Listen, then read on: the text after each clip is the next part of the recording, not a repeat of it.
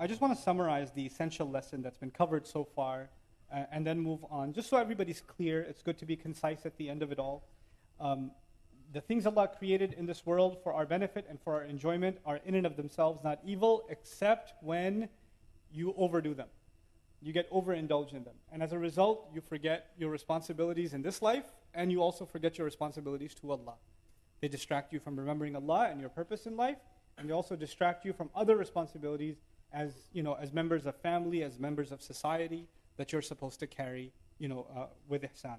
So it really, at the end of the day, everything in our deen boils down to balance. And a lot of the Qur'an's commentary is about losing that balance.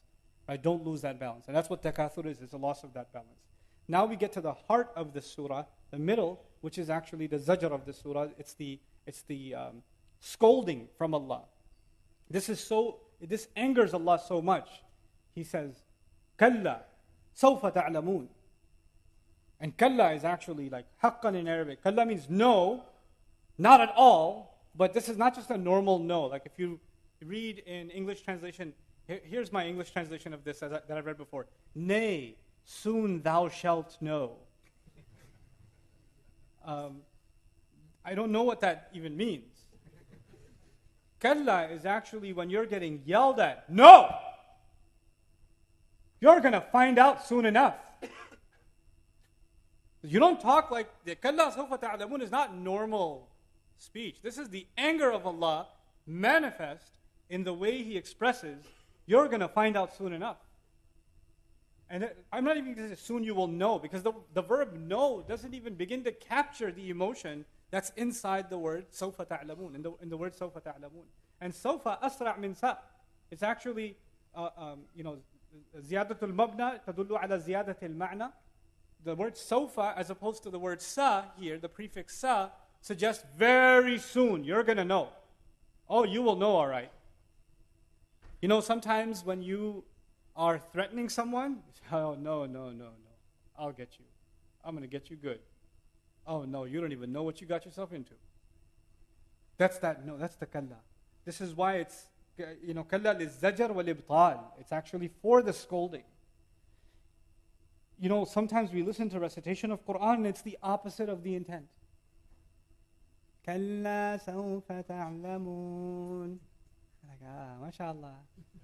That's not what's being said here, guys. And then it's not just Allah said it once, He said it twice. Thumma kalla sawfa ta'lamun. Really, the tafsir of the ayah is in the way you're going to say it. It's the way in which it has to be said. You're going to find, oh no, then again, you need to hear this again. Thumma. And thumma tawqidan is mentioned here. This is actually not tartib al-rutbi. It's not actually this continuity that's then this, but it's moreover. I don't think you heard me right. You will find out. This is in Arabic, they say, أقول لك, ثم أقول لك. This is an old way of saying it. I'm telling you. We do this even now. When somebody's not listening to you, or somebody's not taking you seriously, then you repeat yourself. You don't tell someone something once, you tell them twice, 3 times. This is what Qur'an does. There's no such thing as, za'ida in the Qur'an. There's no such thing as extra stuff in the Qur'an. Everything is exactly as is meant to be. So when He says, Kalla sawfa ta'lamun, then He says again, Thumma kalla sawfa ta'lamun. This is exactly what we needed to hear. This is exactly what humanity needed to hear. It's the same exact words. Why repeat them? Because when you repeat them, then the yelling is far worse. Didn't I tell you? When your dad does that twice, it's good kind of mirche, like it burns just right, when you hear it twice like that. That's what Allah Azza wa Jal does here. And this is a threat from Allah, and it's twice. Now some ulama went even further and said, okay, in addition to it being this tahweel, this terrifying yelling from Allah Azza wa Jal, zajr from Allah, additionally, it's also a comment on the stages. You're being taken into the grave. As soon as the descent happens into the grave, now you see what reality was. Everybody thinks you've been put to sleep, but that's actually when you just woke up. And you're going to find out all right. And the questioning, some of the questioning begins right then. Some of it. Some questions are asked then. But when are all the questions asked? when we're going to be taken out of the grave. That's the full interrogation. So there's the brief interrogation, and then there's the full interrogation. So some have interpreted it as when you're taken to the grave, and at the moment of death, the brief interrogation, and you realize what life really was and how you've been distracted, that you had no idea. And then when the full interrogation happens, then you'll really know how distracted you were. ثُمَّ كَلَّا سَوْفَ تَعْلَمُونَ. That's Yawm al-Qiyamah. That's the su'al that's coming on Yawm al-Qiyamah, the questioning, the interrogation that's coming on the day of resurrection. May Allah make all of our accounting and our questioning easy on us.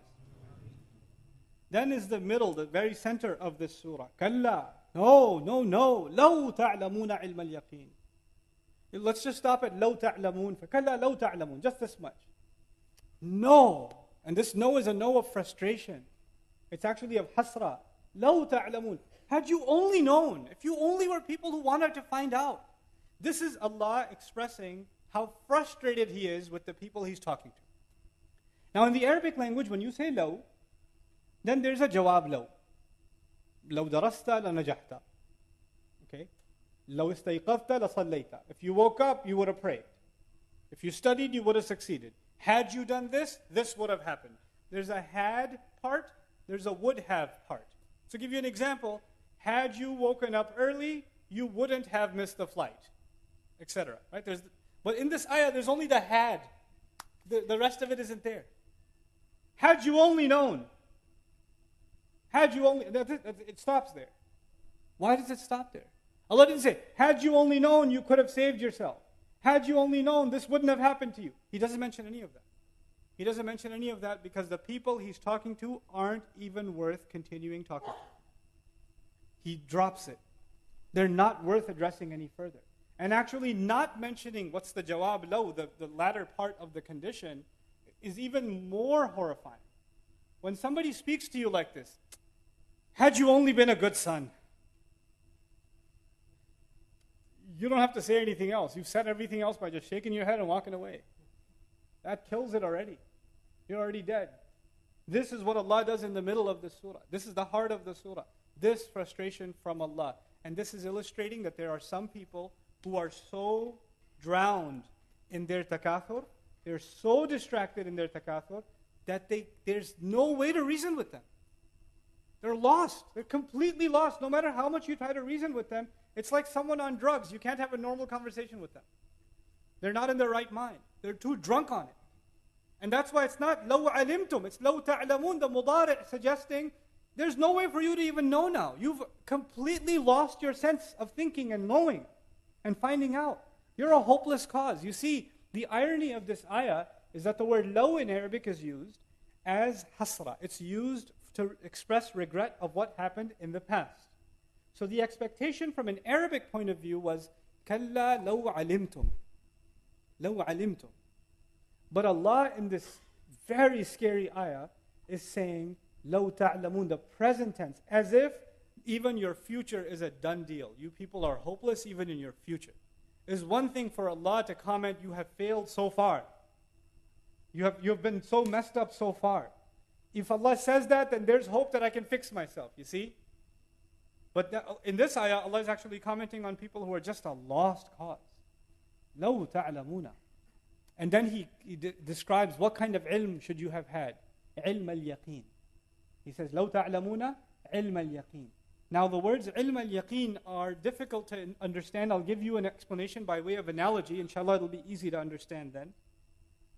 The word yaqeen in Arabic has a few things. It's izalatul shak. It's something that removes all doubt. When you're convinced of something without a shadow of a doubt, you have yaqeen. The second thing it has is tahqiqul amr. It's actually set and you never rethink it again. It's not something that you say, I was convinced yesterday, but let me see if I'm still convinced today. You know, sometimes there are politicians who are very passionately one party, and in the next election, they're very passionately the opposite party. There are politicians like that, right? They're convinced of one thing, and they're very convincing also of one thing. But then, next thing you know, they're convinced entirely of the other thing. Yaqeen is something you don't go back on. Yaqeen is something you don't revisit ever. It's done, you know. And so, Allah says, ilm al-yaqeen, knowledge of absolute certain conviction. Had you known the kind of knowledge that is absolute certain conviction. There are 3 phrases in the Quran that have to do with yaqeen. There's ilmul yaqeen, there's aynul yaqeen, there's haqqul yaqeen. There's 3 of them. This surah has ilmul yaqeen and it has aynul yaqeen. It's coming later on. Okay? لَتَرَوُنَّهَا عَيْنَ الْيَقِينِ. It's coming, right? Now what's the difference between them? I'll help you understand by way of analogy. And so that even the one that's not in this ayah will understand too, inshallah. Which is haqqul yaqeen. It comes at the end of Waqi'ah, for example. Allah Azza wa Jal, forget the ayah for a second. I'll give you the parable. If you're driving out in the countryside somewhere and you see smoke, you don't see what? You don't see the fire, but you know there's a fire. How do you know there's a fire? It's impossible to have smoke without fire. So even without seeing, because of the evidence, you are absolutely convinced that there is a fire. If somebody tries to come and tell you, no, there's no fire, I'll say, no, but look at the smoke. There is a fire. The evidence is there. And then somebody comes and tells you, but you didn't see a fire. How do you know? I have ilmul yaqeen, you idiot. There's a smoke. I don't need to see it to believe it. When evidence, knowledge, thinking leads you to a definite conclusion, that's called ilmul yaqeen. That's ilmul yaqeen. If you get close enough and you see the fire, you saw it with what? Your eyes. The Arabic word for eye is what? Ayn. Now you believe it's a fire because you've seen it with your own eyes. This is what? Aynul yaqeen. This is the conviction of the eyes. This is literally says the eye of conviction, meaning the eye that leads to conviction. Just like the knowledge that leads to conviction. For Arabic students, the idafa, ilmul yaqeen, aynul yaqeen, haqqul yaqeen. When you have an idafa, 2 words like that, then you put an of in between them. But that's hard to understand when you translate it. Knowledge of conviction, eye of conviction, truth of conviction. It's not like that. It's actually here, you have to translate this idafa as that leads to. In other words, knowledge that leads to conviction. The eye that leads to conviction. Reality that leads to conviction. You get it? So now, when you say ilmul yaqeen, Allah is saying, how come you didn't? You had all the access to knowledge you needed. We don't see Jahannam. We don't see that fire. But we see its smoke. We see its smoke. And in other words, we see its evidence. And its evidence is in the word of Allah. The word of Allah is absolutely convincing. And if you were to ponder it on yourself, on your own life, then you would know that the akhirah is real. That the next life is real. You could have arrived at that conclusion without having to seen it. How come you weren't willing to see? Why were you so distracted and not thinking about things you can't see? Because alhaakumut takathur. You're so busy, obsessed with things you can see, you never even wonder what is behind these things. What's behind all of it? Because the akhirah is behind all of this, you see? Allah says, ذَلِكَ مَبْلَغُهُم مِّنَ الْعِلْمِ لَمْ يُرِدِ إِلَّا الْحَيَاةَ الدُّنْيَا ذَلِكَ مَبْلَغُهُم مِّنَ الْعِلْمِ. There are people who want nothing but this life. This is as far as their knowledge goes. Even when they think, when they ponder, they cannot ponder beyond this. They don't want to think there's something behind this. They're not the people who say, رَبَّنَا مَا خَلَقْتَ هَذَا بَاطِلًا. You didn't create this without purpose. You and I, we had that access. How come you didn't think this way is Allah's criticism of them. Now, by the way, the third one I didn't explain. I won't go into detail because it's not in this surah. The third one is haqqul yaqeen. When you're convinced because of evidence, ilmul yaqeen. When you're convinced because you saw it with your own eyes, aynul yaqeen. If you've been burnt by fire, you've experienced the reality, the haqiqah of fire, and then someone says, fire? What fire? Look at my hand, bro. The fire's for real. I tasted it. I've been stung by it. I've been burnt by it. This is haqqul yaqeen. This is conviction based on experience. It became something very real for you. You know what's amazing about haqqul yaqeen? Allah calls Quran haqqul yaqeen. Quran, innahu la haqqul yaqeen. Why? Because when you dive into the Quran, you will experience the truth. You won't just learn the truth. It'll run in your blood. It will become part of you. Then it'll become a part of your being. You've experienced it. It's an experiential kind of knowledge. It's an incredible statement by Allah Azza wa Jal. It's like, like they say in Arabic, أَعْلَمُ بِهَا مَنْ غَصَّ بِهَا. The one who knows it best is the one who's choked on it. Right? Like, it's an expression about fish, like, hey, eat that fish slowly. No, it doesn't matter. And then, I told you eat it slowly because I made that mistake before.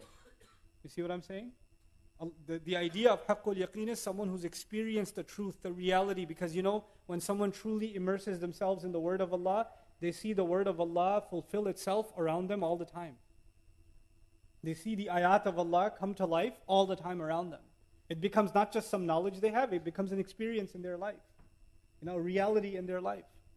And so that's haqqul yaqeen. But in these ayat, Allah is just giving us two. Ilmul yaqeen and Ainul yaqeen. By the way, just the distinction between these two. The one that human beings were supposed to benefit from is which one? Ilmul yaqeen. Ilmul yaqeen. Allah made human beings the only creature that can truly benefit from knowledge and arrive at conclusions they can't even see. Actually, much of what we have done in this world, what human beings have been able to accomplish on this earth, from technology, in medicine, in architecture, in any field, it's actually because of ilmul yaqeen. We don't see an atom. We cannot see a proton and a neutron. These are subatomic particles. We cannot see them. We can, however, perceive what they're going to be able to do. Well, how we can manipulate these materials, these subatomic particles. We don't see a lot of the science. We can measure it, we can calculate it, we can estimate it, but we cannot what? We can't see it. Actually, much of what we've accomplished in life, in this world, is through ilmul yaqeen. Ilmul yaqeen, if you didn't have it, you wouldn't be able to function in society. You wouldn't. Ilmul yaqeen is the thing that, there's an announcement made, there's a fire, please exit the building. If there's an announcement made, there's a fire, please exit the building, and there's no fire on your floor, I'm not leaving, I don't see a fire. Would you believe the announcement? Yeah. Sprinklers came on, the announcement, please exit the building, etc., etc. If you're on a highway, traffic is going well, you're listening to the radio news report, and it says 3 miles ahead there's a traffic jam. Take an exit if you can. You're not going to say, these kuffar, they're always trying to get me, I'm going in. I'm going to stay on Sirat al-Mustaqim and I'm just going to, Did you see the traffic jam? No. You heard from a reliable source that was good enough for you and you took a detour. Isn't that what you did? The idea of ilmul yaqeen is actually what makes society functional. That's what makes society functional. Ilmul yaqeen is how you progress in your careers. What course should I take? What class should I take? Which job interview should I go for? You have to trust somebody who knows more than you and says, do this, and this, and then you can move forward. Our entire iman, Allah is not asking us to believe blindly. He's actually asking us to arrive at it like we arrive at everything else in life, through ilmul yaqeen. Actually, if the only way you'll be convinced is by seeing, if that means ainul yaqeen, yeah? Then there's no difference between you and a cat, and a dog, and a squirrel, and a monkey. Because those animals are not convinced until they what? Until they see. When they hear there's a fire alarm, the cat doesn't leave the building. But when the cat sees the fire, it runs the other way. Allah gifted the human beings ilm. This book, this revelation is ilmul yaqeen. This book is ilmul yaqeen. If you don't take advantage of this book, one day you will stand in front of Allah and you'll see Jahannam, and then it will become what? Ainul yaqeen. It's too late, buddy. It's too late. This is why the Quran is supposed to be sami'na wa ata'na, ra'ayna wa ata'na. It's sami'na wa ata'na. You listen and you obey. You listen, you reason, you use your faculties. That's the gift of Allah in this ayah. لَوْ تَعْلَمُونَ عِلْمَ الْيَقِينِ.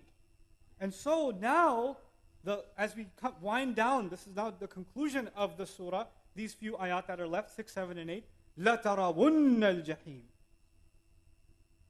Had you only known with the knowledge of conviction, and it stopped there. Islahi rahimahullah in Tadabbur al-Quran actually argues that this ayah is a maf'ul of the previous ayah, which means, had you only known with entire conviction that you will see hell. I personally, wallahu ta'ala alam, disagree, because this ayah is not, the knowledge of conviction is not that you will see hell. The knowledge of conviction, the actual conviction is that akhirah is there, life has a purpose, those things. Like Allah doesn't just want us to be convinced that we'll see hell. That's not the message of Allah Azza wa Jalla. The message of Allah is you'll meet Allah. But these people, these distracted people, Allah says about them, you are the lost cause. There is no way around it. You people are absolutely, absolutely going to see Jahim. I swear to it, I will make sure you see it. لَا تَرَوُنَّ الْجَحِيمِ. The thing is, the irony inside of this ayah is very powerful. Ru'ya in Arabic is when you look at something. And you look at something that you want to. The eye is a very sensitive faculty of the human body. You don't look at the sun, you avoid eye contact immediately with the sun, yeah? When you see something disgusting, you can turn your eyes away immediately. You know, turning your body is harder, but turning your eyes is what? Easy. And especially when something is glazing to the eye or difficult for the eye to handle, then we can close our eyes or move the eyes.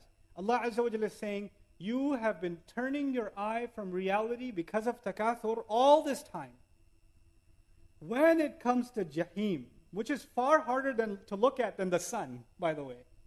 When it comes to looking at Jahannam, I'll make sure you look at it.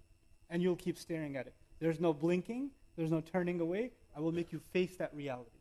And you'll keep on looking at it. Oh, you will look at it already. There's a la. There's a unna. There's the lam of tawqeed and qasam, which means I swear to it, you will look at it. There's two noons at the end, which actually triples the verb, which means I swear to it, you will look at it, you will look at it, you will look at it. That's what Allah is saying. In la tarawunna al-jahim. It's actually satarawna al-jahim. That's the verb. But it's been emphasized 3 times over. And an oath is al-lamu lil-qasam. On top of all of that. And then on top of that, why even jahim? This is the scariest part. Allah could have said nar, jahannam. There's so many names of hell. Why use the word al-jahim? Jaham in Arabic and juhum in Arabic is actually used for the eyes of a lion.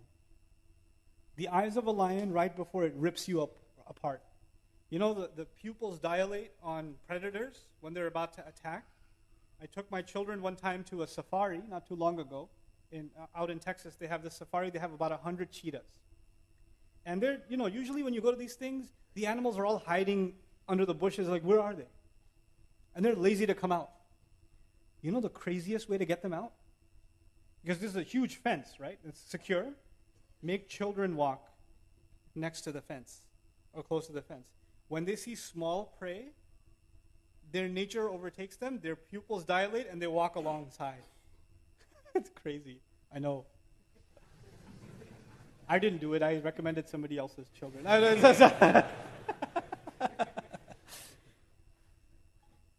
But you know, when that predator is about to attack and its eyes are just ripped open because it's going to tear into you, the scariest look in those eyes, that's actually one of the names of hell.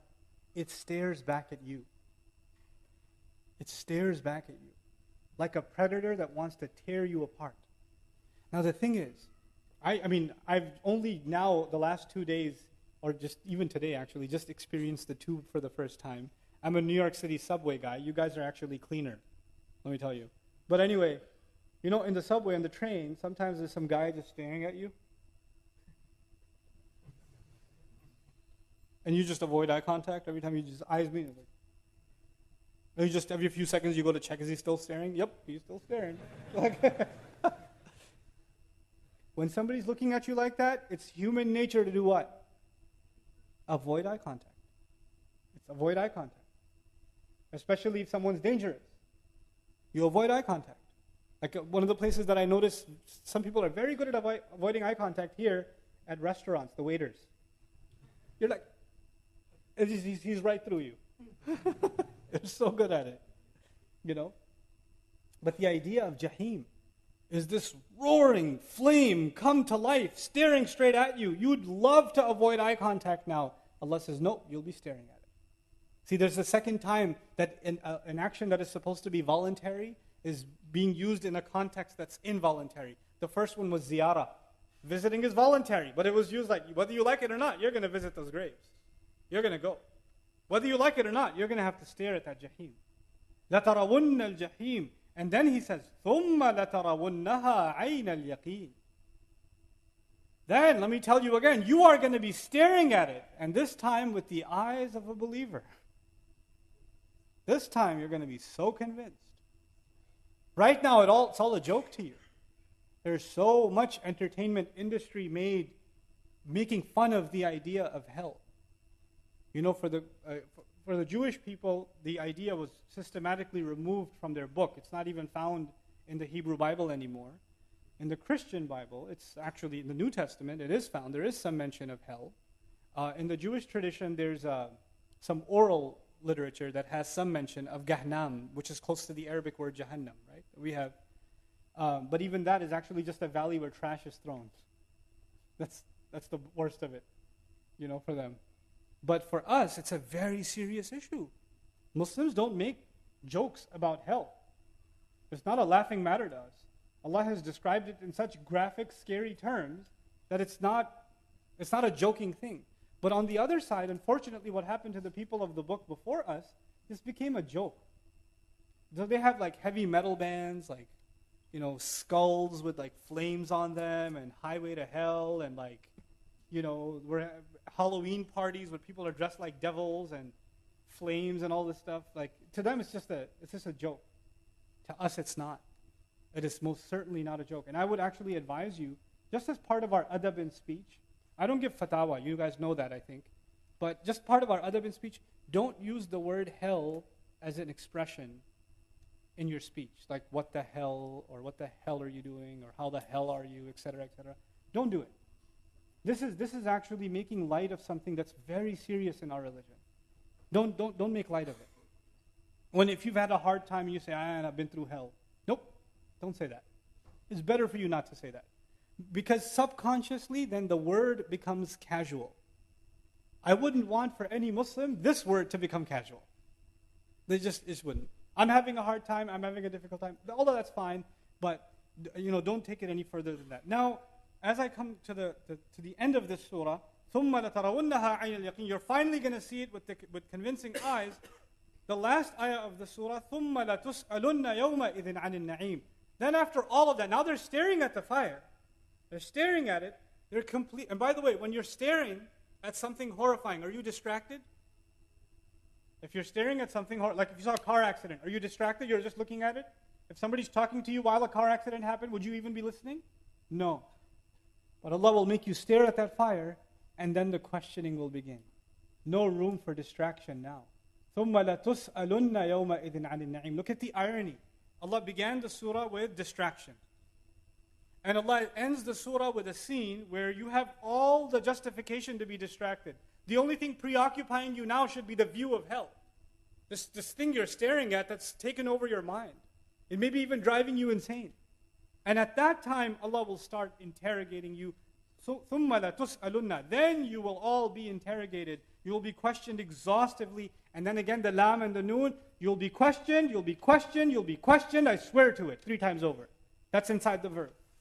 On that day. عَنِ النَّعِيمِ. What will you be questioned about? You'll be questioned about the constant luxury that you lived in. The word na'im comes from the word ni'mah. Ni'mah, it also has an origin. Ni'mah, I think many of you know means blessing. Right? In Indo-Pak languages we say nemat. Right? But ni'mah comes from the Arabic word nu'uma. And nu'uma means softness and luxury. Ease and comfort. This is why cattle, cows, sheep, they're called an'am, because they move softly. They don't pounce and bounce like, you know, dogs do, or lions do, or, you know, other animals do. They move very smooth and soft. That's why they're called an'am. Anyway, coming back to the word ni'mah, ni'mah is something that brings comfort in your life, brings softness in your life. From it, when you get the word na'im, it actually means luxuries that you enjoyed constantly. This is sifa mushabbaha, they call it in Arabic fa'il. So luxuries and comforts you enjoyed constantly. They were always there, you took them for granted. You will be asked about them. When Allah says this, subhanahu wa ta'ala, He's actually highlighting something. People that are very, very bad in this world, because this surah is predominantly talking about people who were just indulged in this life. The worst of the kuffar, really. Sometimes they have a lot of luxury and they get away with it. Muslims see that luxury that they have. They have money, they have cars, they have planes, they have wealth, they have assets, they have militaries, they have everything. And we feel frustrated. Why do they have all this stuff? And when you read a surah like this, you say, oh, that's why they have all this stuff. Because they'll be asked about it. Because Allah wants them to be asked. He wants them to be interrogated. about every last one of those luxuries. ثُمَّ لَتُسْأَلُنَّ يَوْمَئِذٍ عَنِ النَّعِيمِ. Now there's 2 items left that I want to talk to you about. One is a hadith of the Prophet ﷺ that I wanted to go through. And this is how, even though the message of the surah was to the disbeliever, of course it still applies to us, right? There are so many relevant lessons for ourselves.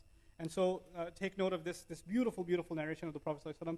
خَرَجَ رَسُولُ اللَّهِ صَلَّى اللَّهُ عَلَيْهِ وسلم ذَاتَ يَوْمٍ أَوْ لَيْلَةٍ. The messenger came out of his house. I'm not sure if it was day or night time. In other words, I'm not sure if he had been out all day or he just came out at night time. That's what the narrator is saying. Abu Hurairah radiallahu ta'ala anhu. فَإِذَا هُوَ بِأَبِي بَكْرٍ وَعُمَرٍ. And he passed by, all of a sudden, he ran into Abu Bakr and Umar. فَقَالَ مَا أَخْرَجَكُمَا مِنْ بُيُوتِكُمَا هَذِهِ السَّاعَةِ. He said to Abu Bakr and Umar, why are you out this late hour? Why are you guys outside the house? So he's out, but he's not sure why they're out. قَالَ الْجُوعِ يَا رَسُولَ اللَّهِ. They said, hunger. Messenger of Allah. We're starving. We just went out looking for food. قَالَ وَأَنَا وَالَّذِي نَفْسِي بِيَدِهِ لَأَخْرَجَنِي الَّذِي أَخْرَجَكُمَا قَوْمًا. He says, and I swear by the one who has my life in his hands, I swear by Allah, the same thing that brought you out, brought me out too, and got me to stand up. I couldn't sit anymore. So I just stood up and started walking. فَقَامَ مَعَهُ. So they both got up along with him.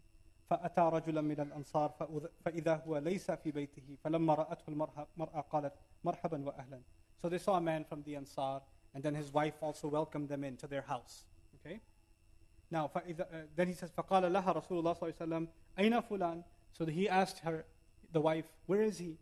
قالت يستعذب لنا من الماء. He went to draw some water for us from the well. إذ جاء الأنصاري فنظر إلى رسول الله صلى الله عليه وسلم. So the Ansari comes back from the water, and he sees the Prophet is sitting there, and Abu Bakr and Umar are sitting there, and he said, وَصَاحِبَيْهِ. He saw both of his companions. ثُمَّ قَالَ الْحَمْدُ لِلَّهِ. This is the first thing that comes out of his mouth. Alhamdulillah. مَا أَحَدُ الْيَوْمِ أَكْرَمُ أَضْيَافًا مِنِّي. There's never been a day in my life that I've had more of an honor in terms of guests than this day. Wow, nobody is more honored today than I am. Rasulullah is sitting there, Abu Bakr is sitting there, Umar ibn Khattab is sitting there. So he's so happy. فَانْطَلَقْ. So he went ahead. فَجَاءَهُمْ بِعَذْقٍ فِيهِ بُصْرٍ وَتَمْرٍ وَرَطَبٍ فَقَالَ كُلُوا مِنْ هَذِهِ. So he gave him whatever little food he had. Some dates, some dried up food, whatever old. He didn't have a lot. He's starving himself. So he gave him whatever little he had. And the Prophet ﷺ eats it. وَأَخَذَ الْمِدْيَةَ فَقَالَ رَسُولُ صلى الله عليه وسلم إِيَّاكَ وَالْحُلُوبِ. So you should at least drink the milk, draw from the animals. فَذَبَحَ لَهُمْ. So they drank the milk, and he slaughtered the animal. فَأَكَلُوا مِنَ الشَّاةِ. So they ate from the sheep. وَمِنْ ذَلِكَ الْعَذْقُ فَشَرِبُوا. So they drank too. فَلَمَّا شَبَعُوا وَرَوَوا. And so now they've had good meat, they've had milk, they ate to their fill, and they've drank enough. قال رسول الله صلى الله عليه وسلم لأبي بكر وعمر. So Abu Bakr, Rasul sallallahu alaihi wasallam turns to Abu Bakr and to Umar, and he says the following: وَالَّذِي نَفْسِي بِيَدِهِ. I swear to the one who holds my life in his hands. لَتُسْأَلُنَّ عَنْ نَعِيمِ هَذَا الْيَوْمِ يَوْمَ الْقِيَامَةِ. You are going to be interrogated about the blessing of this day on the day of resurrection. Allah will ask you what you ate. أَخْرَجَكُم مِّن بُيُوتِكُمْ الْجُوعِ. Hunger brought you out of your homes. ثُمَّ لَمْ تَرْجِعُوا حَتَّى أَصَابَكُمْ هَذَا النَّعِيمِ. And you didn't go back home until Allah gave you these blessings. Allah will ask you, and what does that mean, Allah will ask you about these blessings? Let's understand that.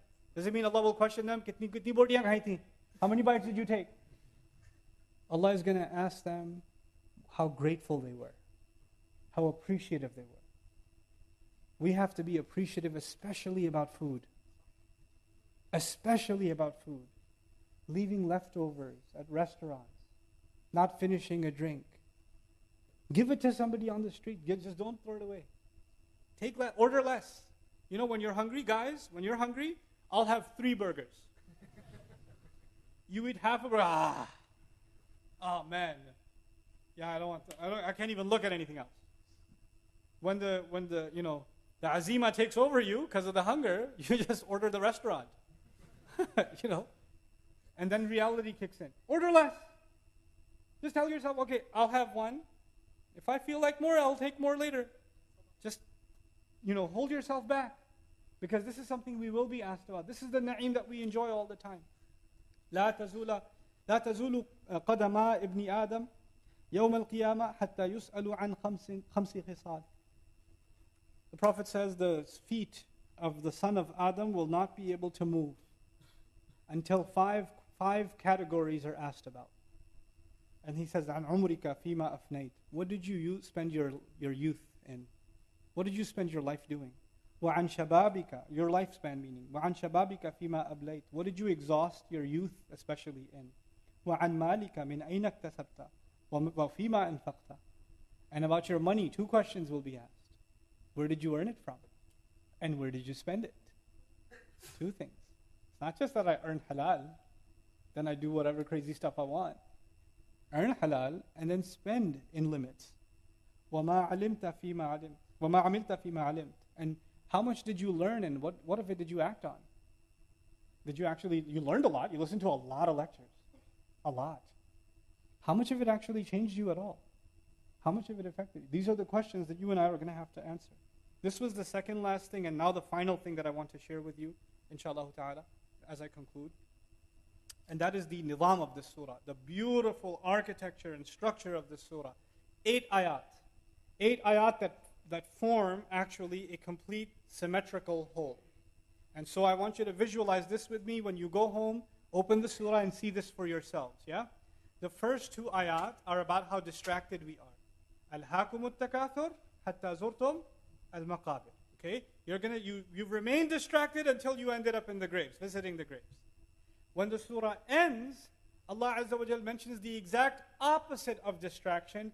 You are not distracted when you're being questioned on every little thing that you overlooked, that you dismissed, that you didn't think about. ثُمَّ لَتُسْأَلُنَّ يَوْمَئِذٍ عَنِ النَّعِيمِ. And that, by the way, that day is the day where all lahu disappears.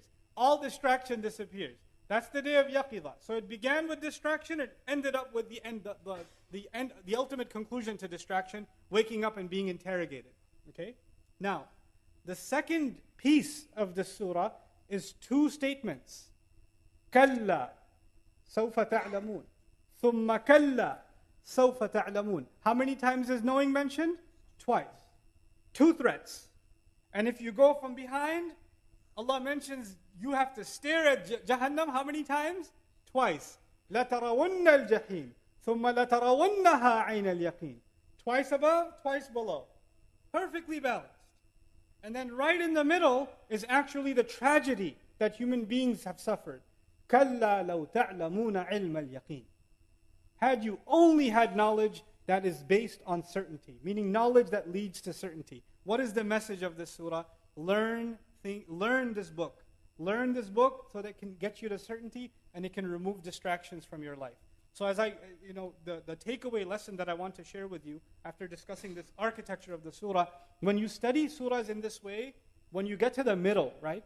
The middle is actually the heart of the message, the real point that's being made. So Allah is telling us something very important for ourselves to keep ourselves in check. Human beings by nature, we get distracted. That's just what we are.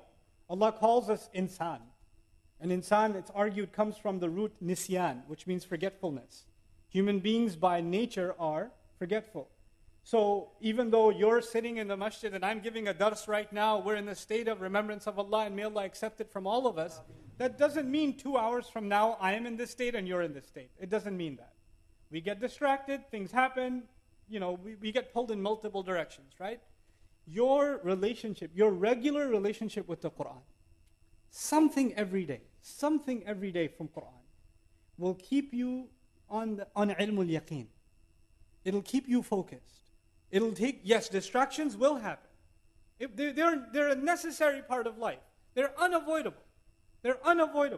They will happen. But so long as the book of Allah is some healthy dosage of it, is a part of your life, then inshallah ta'ala distraction will be maintained, it will be kept within healthy limits.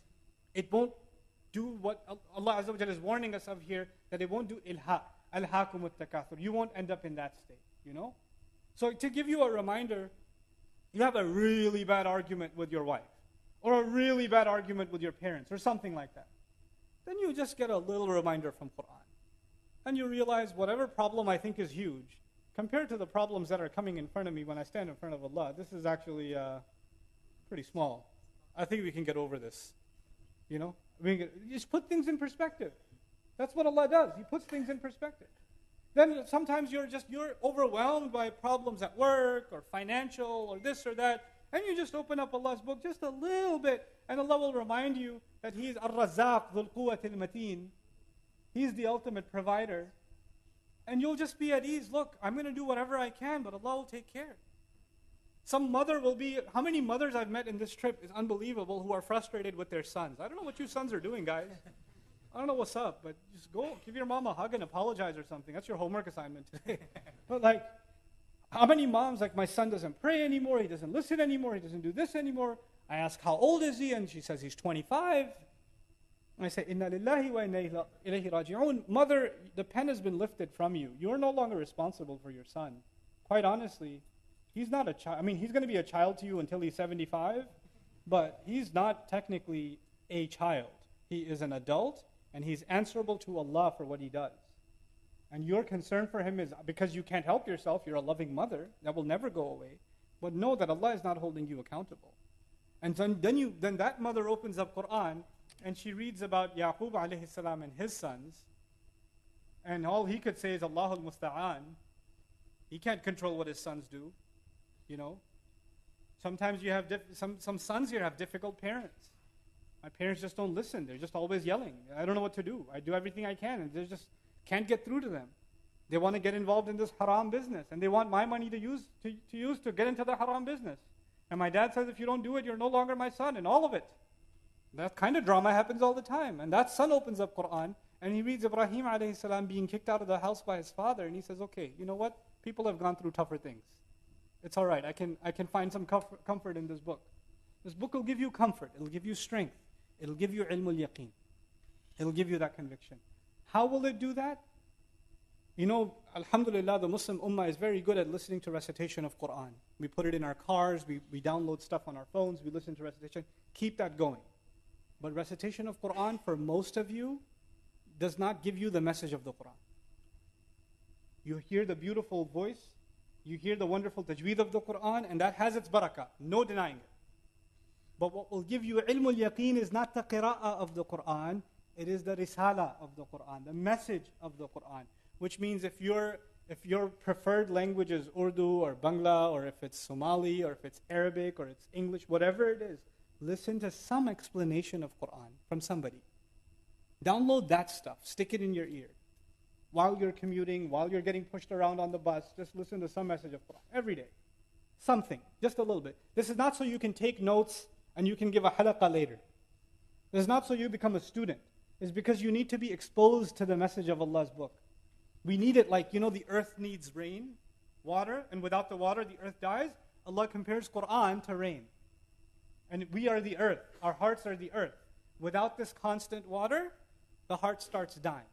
Right? So be exposed to the message of Allah's words. May Allah Azza wa Jal make us of those that are constantly being exposed to His word. May Allah make us a people of ilmul yaqeen, so that we don't have to come in front of Allah one day and then finally see Ainul Yaqeen. May Allah make us of those whose ilmul yaqeen is enough for them, that we are ready for meeting Him in the most successful of ways.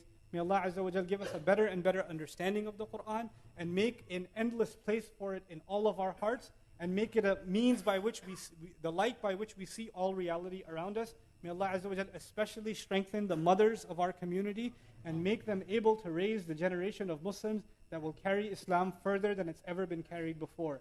بارك الله لي ولكم في القرآن الحكيم ونفعني وإياكم بالآيات والذكر الحكيم والسلام عليكم ورحمة الله وبركاته.